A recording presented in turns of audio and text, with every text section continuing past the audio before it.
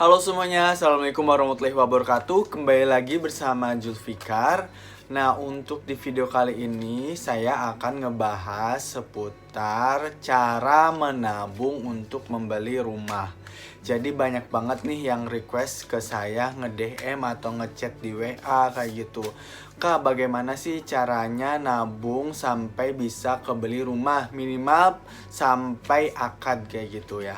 Jadi saya ceritakan terlebih dahulu ya. Untuk proses pembelian rumah khususnya saya di Citra Majaraya itu mulainya itu mencari-cari rumah di awal tahun 2019. Nah, ketika bulan Mei saya menemukan developer yang cukup bagus nih. Siapa sih yang nggak tahu ya, Ciputra Group kayak gitu. Itu kan developernya udah terkenal banget. Saya meyakinkan untuk survei dan mencari info terkait perumahan Citra Maja ini kayak gitu. Dan alhamdulillah di bulan Mei terakhir tanggal 30 saya langsung uang muka atau tanda jadi sekitaran 2 juta pada waktu itu. Bahas bagaimana sih caranya saya saving money untuk membeli rumah KPR ini di Citra Maja. Oke, yang pertama, karena saya bekerja di salah satu perusahaan swasta di Indonesia dan memiliki gaji pokok, itu sebagai modal utama saya untuk menabung uang. Karena dari gaji pokok tersebut saya bisa spare uang ke berbagai posko. Atau pertama contohnya ya, misalkan dalam nabung di koperasi perusahaan, saya waktu itu dan sampai sekarang pun langsung memotong gaji sekitar 1 juta untuk nabung di koperasi perusahaan.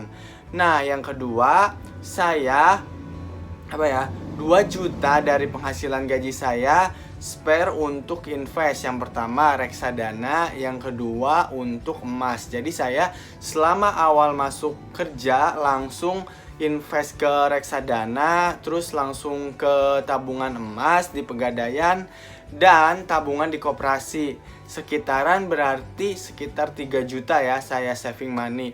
Nah, bagaimana sih cara ngebaginya lagi untuk living cost? Saya alhamdulillah dapat kontrakan sebulan itu 600.000. Lalu saya membatasi budget atau uang makan sehari yaitu 40.000 sehari, bahkan bisa kurang. Karena saya memasak sendiri dan membeli Magicom.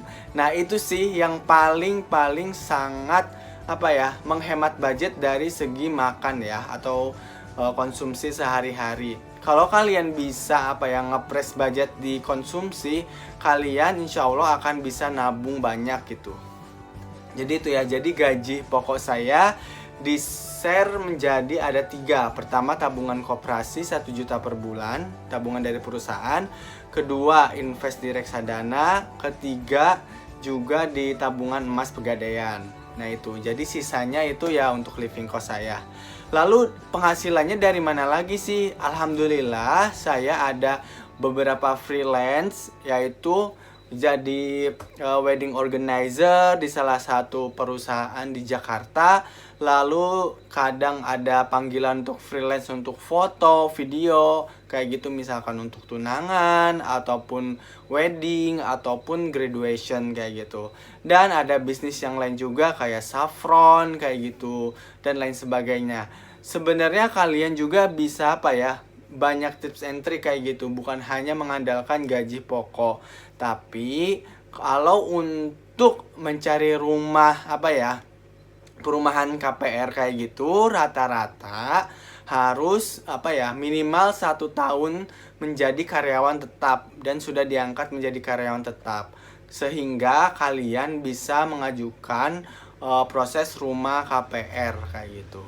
Nah, dari situ saya menabung sekitar 1 tahun, terkumpullah ada dana 30 juta kurang dari berbagai sumber tadi ya, dari gaji pokok, terus dari freelance WO, terus dari freelance foto video, terus dari bisnis saffron dan Fesmi Saffron. Alhamdulillah semuanya berjalan lancar sampai serah terima kunci kemarin, serah terima kunci rumah.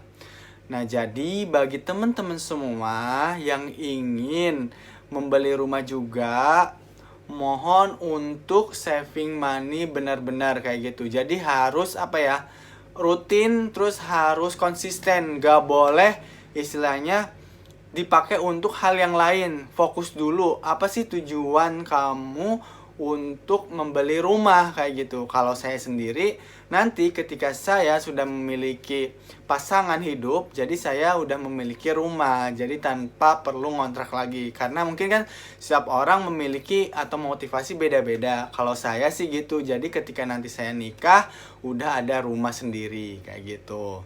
Nah, jadi simple sebenarnya ya, dari spare uang gaji kamu, silahkan 20 atau 30%-nya disisihkan untuk nabung kayak gitu. Nah, jadi ada beberapa poin yang saya simpulkan bahwa untuk menghemat atau bisa menabung membeli rumah, caranya yang pertama, kalau kalian di perusahaan ada koperasi, tabunglah di koperasi perusahaan semampu kalian kayak gitu.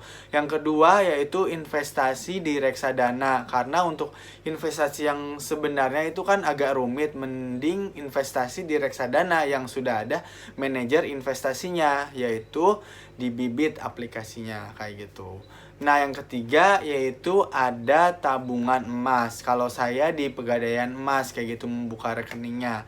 Dan yang keempat ya, kalian harus ngebagi-bagi gaji kalian gitu atau penghasilan kalian, khususnya dalam segi memuaskan diri sendirilah kayak gitu. Jadi cara mengpres budget untuk makan, terus tidak untuk hiburan ataupun makan di restoran yang mewah ataupun jalan-jalan kayak gitu. Jadi bener-bener fokus di tahun pertama itu emang kalian untuk membeli rumah dan nabung untuk beli rumah kayak gitu. Jadi setelah itu kalian bebas deh mau fokus ke yang lain lagi atau mimpi-mimpi atau cita-cita yang lain lagi kalian ingin capai kayak gitu. Jadi mungkin sekian tips yang dapat saya sampaikan. Mudah-mudahan bermanfaat bagi kalian semua yang ingin membeli rumah juga kayak gitu. Saya doakan semua bisa membeli rumah, terkhusus milenial ya.